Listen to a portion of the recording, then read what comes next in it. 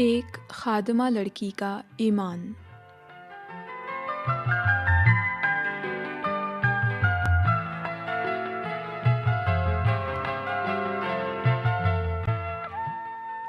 سامعین، آج کی کہانی غور سے سنیے گا اور غور کیجیے گا، خادمہ لڑکی نے جو کچھ کیا، کیا آپ میں ایسا ایمان ہے؟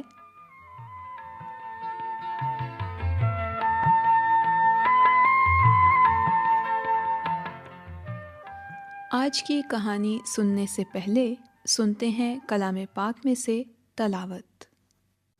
اور شاہ ارام کے لشکر کا سردار نعمان اپنے آقا کے نزدیک معزز و مکرم شخص تھا، کیونکہ خداوند نے اس کے وسیلے سے ارام کو فتح بخشی تھی۔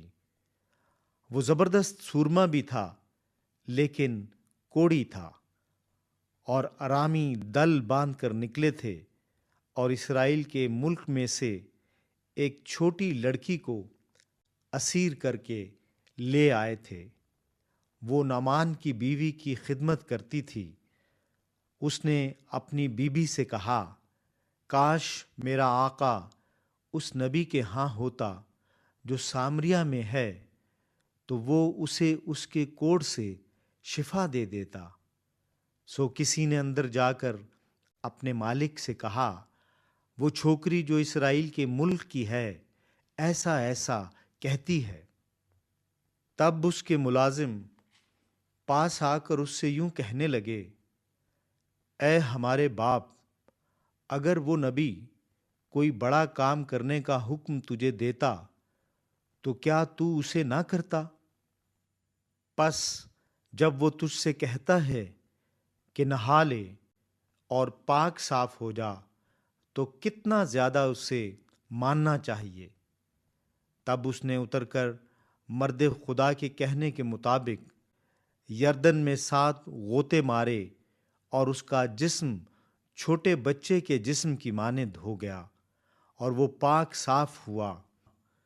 پھر وہ اپنی جلو کے سب لوگوں سمیت مرد خدا کے پاس لوٹا اور اس کے سامنے کھڑا ہوا اور کہنے لگا کہ دیکھ، اب میں نے جان لیا کہ اسرائیل کو چھوڑ اور کہیں روئے زمین پر کوئی خدا نہیں، اس لیے اب کرم فرما کر اپنے خادم کا ہدیہ قبول کر۔ تلاوت کلام پاک آپ سن رہے تھے۔ اب پیش خدمت ہے آج کی سچی کہانی، ایک خادمہ لڑکی کا ایمان۔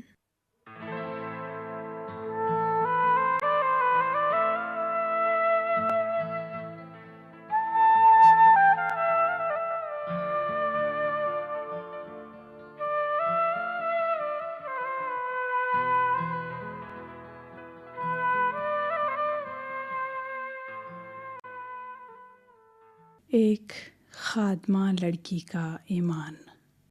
سامعین، یہ ان دنوں کی بات ہے جب ملک آرام کے لوگ حضرت ابراہیم کی نسل کے دشمن تھے۔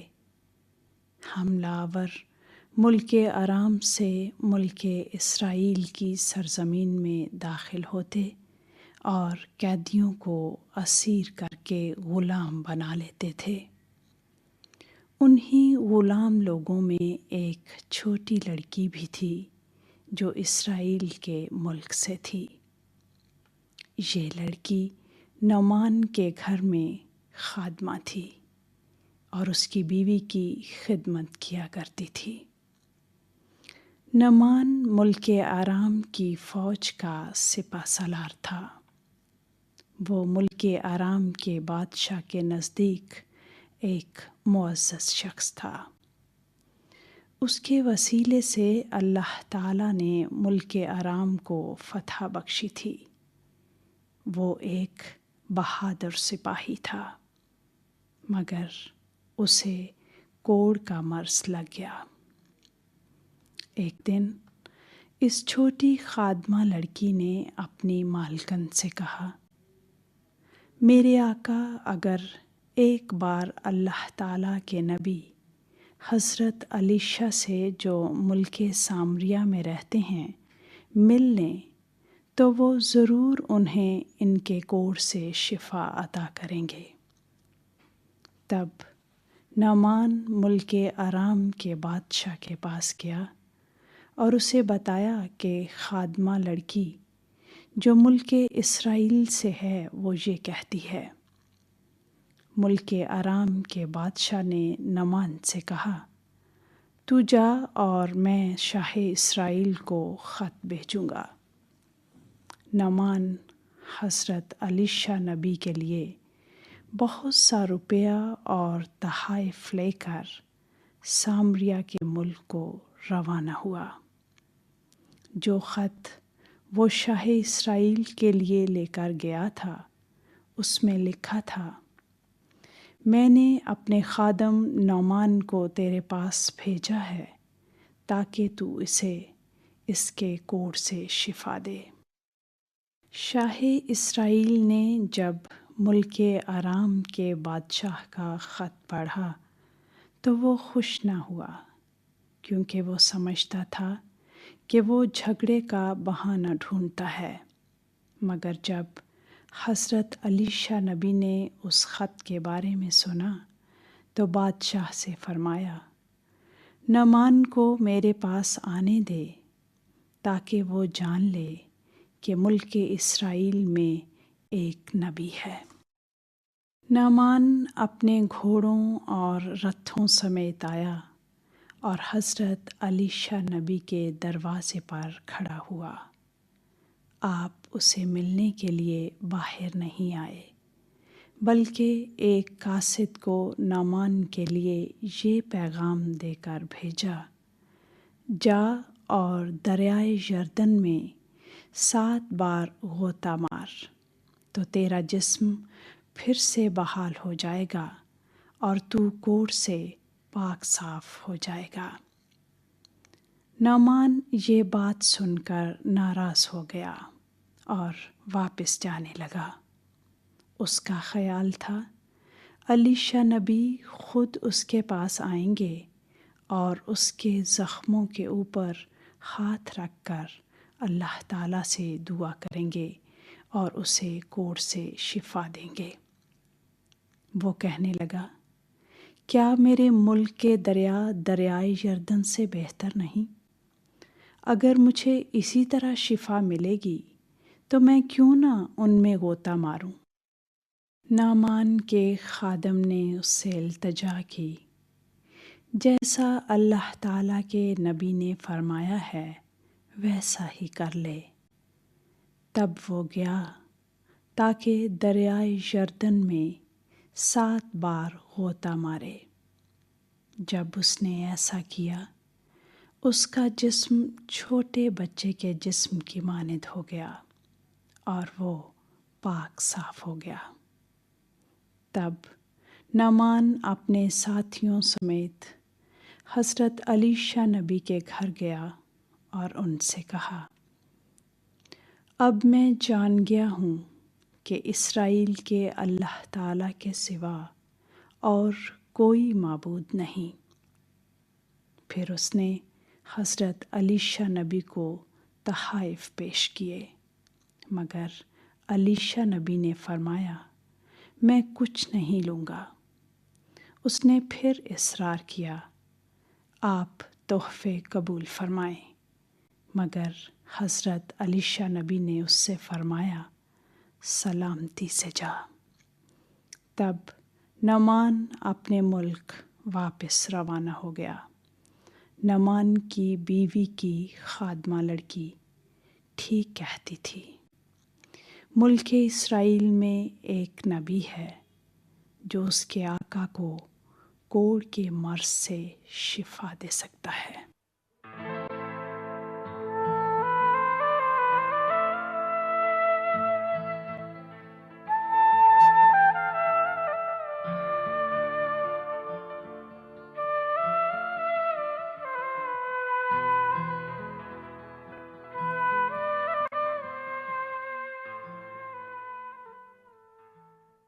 ابھی آپ سچی کہانی ایک خادمہ لڑکی کا ایمان سن رہے تھے۔ اب وقت ہوتا ہے گفتگو کا، تھوڑی گفتگو ہو جائے۔ سامعین، جیسا اس خادمہ لڑکی نے کیا ایسا کرنے کے لیے آپ کا ایمان مضبوط ہے؟ نعمان کو کون سی بات اللہ تعالیٰ کے نبی کی بات ماننے سے روکتی تھی؟ اللہ تعالیٰ سے شفا حاصل کرنے کے لیے کیا کرنا ضروری ہے؟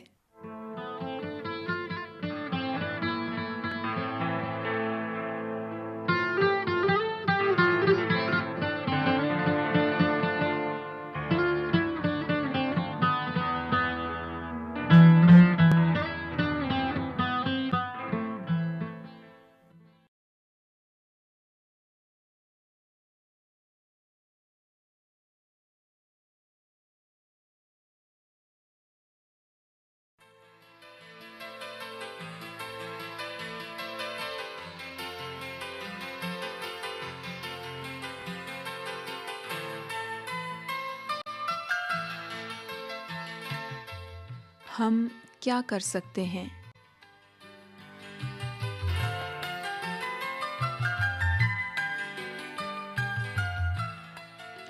سامعین، کیا آپ کے گناہوں نے اللہ تعالیٰ کو آپ سے دور کر رکھا ہے؟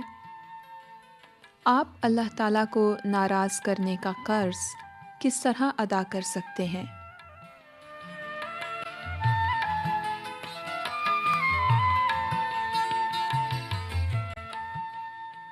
آئیے تلاوت بائبل مقدس سنتے ہیں، غور سے سنیے۔ میں خداوند دل و دماغ کو جانتا اور آزماتا ہوں، تاکہ ہر ایک آدمی کو اس کی چال کے موافق اور اس کے کاموں کے پھل کے مطابق بدلہ دوں۔ کلام پاک بائبل مقدس میں سے تلاوت آپ سن رہے تھے۔ اب سنتے ہیں آج کی سچی کہانی، ہم کیا کر سکتے ہیں۔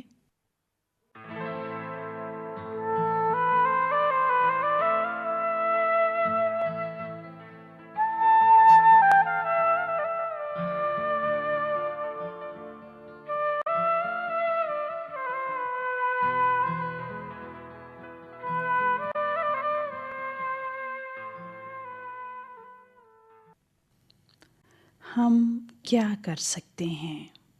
سامعین، اللہ تعالیٰ نے انسان کو اپنی صورت پر پیدا کیا۔ جب ان کو پیدا کیا تو وہ بے گناہ تھے۔ اللہ تعالیٰ نے باغ عدن میں ضرورت کی ہر چیز انسان کے لیے مہیا کی۔ وہ چاہتے تھے کہ انسان ہمیشہ ان کی فرمانبرداری کرے۔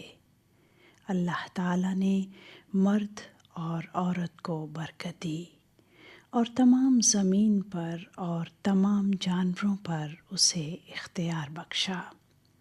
انہیں نیک و بد کی پہچان والے درخت کا پھل کھانے سے منع کیا گیا تھا، لیکن جب شیطان نے حضرت بی بی حوا کو آزمایا تو وہ اس کے دھوکے میں آ گئیں۔ انہوں نے اللہ تعالیٰ کی نافرمانی کی۔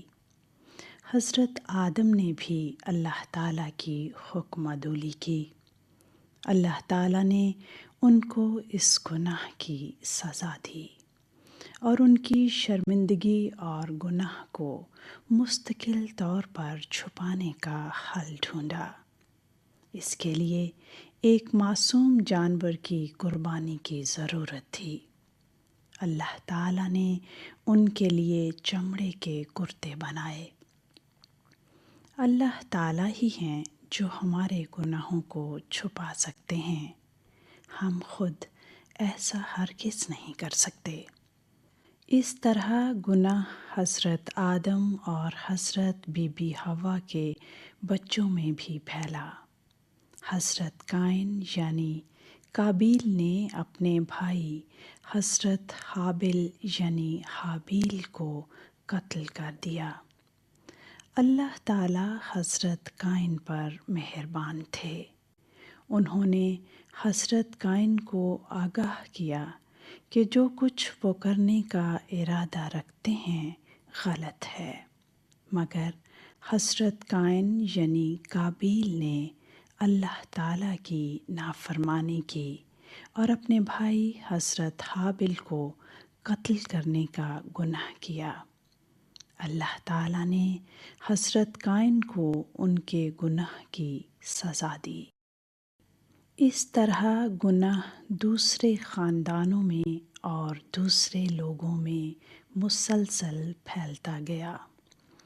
اس کے بعد حضرت نوح کے زمانے میں جب اللہ تعالیٰ نے دیکھا کہ بدی زمین پر بہت بڑھ گئی ہے تو انہوں نے لوگوں کو ان کے گناہ کی سزا دی۔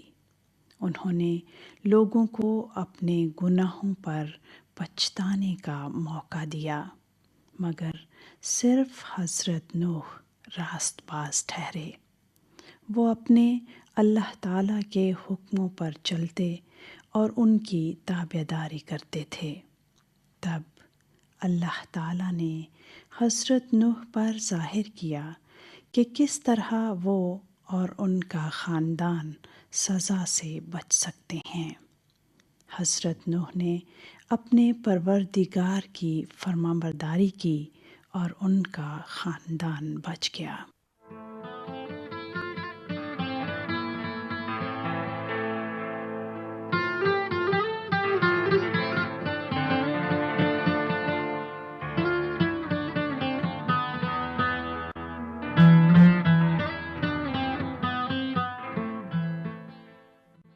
سامعین، حضرت موسیٰ جیسے بڑی نبی نے بھی اللہ تعالیٰ کے حضور نافرمانی کا گناہ کیا۔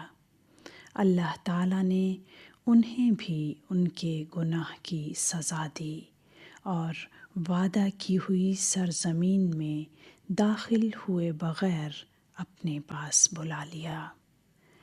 حضرت بی بی مریم جو کہ حضرت موسیٰ کی بہن تھیں، انہوں نے اللہ تعالیٰ کے چنے ہوئے رہنما سے حسد کرنے کا گناہ کیا۔ جب وہ اپنے کیے پر پچھتائیں تو اللہ تعالیٰ نے انہیں معاف کر دیا، مگر پھر بھی انہیں بیابان میں بنی اسرائیل کے پڑاؤ کی جگہ سے باہر کچھ وقت ایک کوڑی کے طور پر وقت گزارنا پڑا۔ جب اسرائیلیوں نے اللہ تعالیٰ کے خلاف بغاوت کی تو وہ اس سرزمین میں داخل نہ ہوئے جو اللہ تعالیٰ نے انہیں دینے کا وعدہ فرمایا تھا۔ انہیں بھی ان کے گناہ کی سزا ملی اور وہ ایک ایک کر کے بیابان میں مر گئے۔ وہ بار بار اللہ تعالیٰ کے حضور بڑبڑاتے رہے، شکایت کرتے رہے۔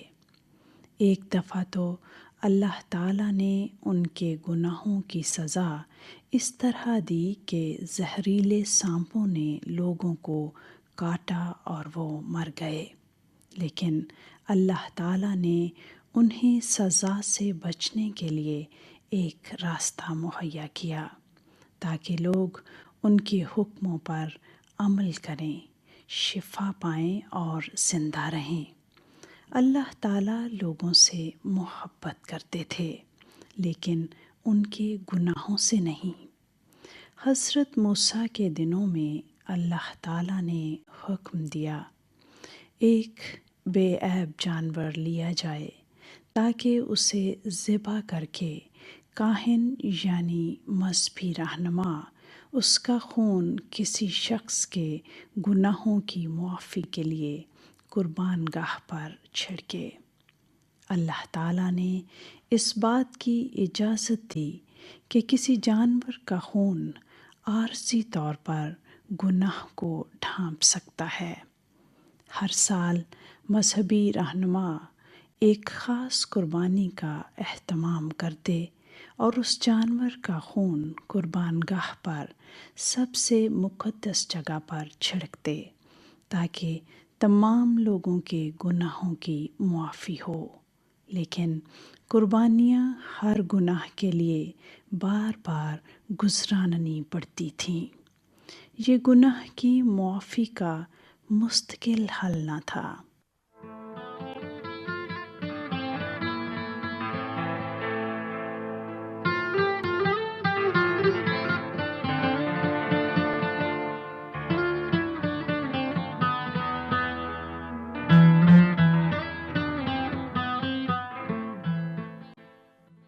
ان دنوں میں جب بنی اسرائیل کا انصاف قاضی کیا کرتے تھے، لوگ جھوٹے دیوتاؤں کی طرف مائل ہو گئے، ان کی پرستش کرنے لگے۔ اللہ تعالیٰ نے بار بار ان کو گناہ کی سزا دی۔ لوگ اس وقت تک کچھ نہ کر سکے جب تک اللہ تعالیٰ خود مدد کے لیے نہ آئے۔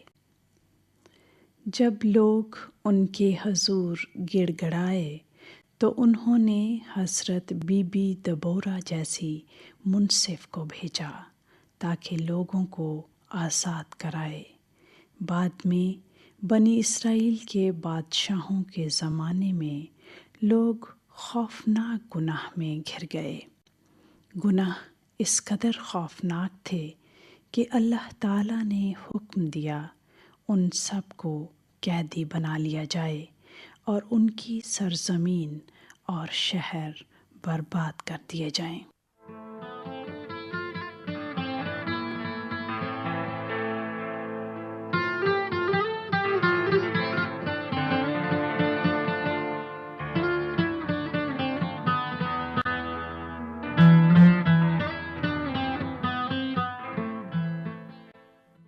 لوگوں کے گناہ کی وجہ سے ان کے رب تعالیٰ کا چہرہ ان سے چھپ گیا تھا۔ اللہ تعالیٰ ان کی دعائیں بھی نہیں سنتے تھے اور نہ ہی انہیں برکت دیتے تھے۔ اللہ تعالیٰ نے اپنے نبی بھیجے تاکہ لوگوں کو آگاہ کریں کہ وہ اپنے گناہوں سے توبہ کریں اور اللہ تعالیٰ سے معافی مانگیں، مگر وہ اپنے آپ کو اللہ تعالیٰ کے غضب سے نہ بچا سکے۔ وہ کیا کر سکتے تھے؟ کچھ بھی نہیں۔ صرف اللہ تعالیٰ ہی ان کے گناہوں کو دھو سکتے تھے۔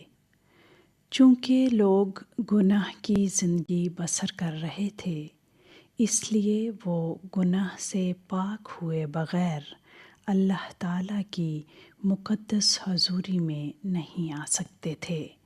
اس وقت ایک مذہبی رہنما کی ضرورت تھی جو اللہ تعالیٰ اور لوگوں کے درمیان شفاعت کرے، لیکن ان دنوں میں مذہبی رہنما بھی بدکار ہو گئے اور گناہ کی زندگی بسر کر رہے تھے۔ اس لیے اللہ تعالیٰ کو نہ صرف نیک سیرت کاہن یعنی مذہبی رہنما جو گناہ سے پاک ہوں مہیا کرنے پڑے، بلکہ مناسب قربانی کا بھی انتظام کرنا پڑا۔ سامعین، اللہ تعالیٰ کی مدد کے بغیر لوگ اپنے آپ کو اس کے غضب سے اور گناہ کی سزا سے نہیں بچا سکتے۔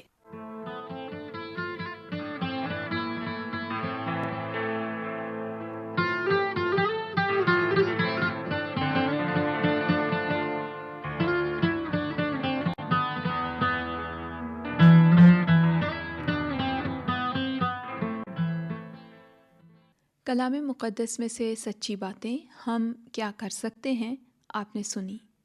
اب کچھ گفتگو ہو جائے۔ سامعین، اللہ تعالیٰ کی ذات پاک کے سامنے تمام لوگوں کی حالت کیا تھی؟ اپنے گناہوں کا بوجھ اتارنے کے لیے لوگ کون کون سے طریقے اختیار کرتے تھے؟ اللہ تعالیٰ جو کچھ کرنے کو فرماتے ہیں، ہمارے لیے اس کو کرنا اور ان پر ایمان رکھنا کیوں ضروری ہے؟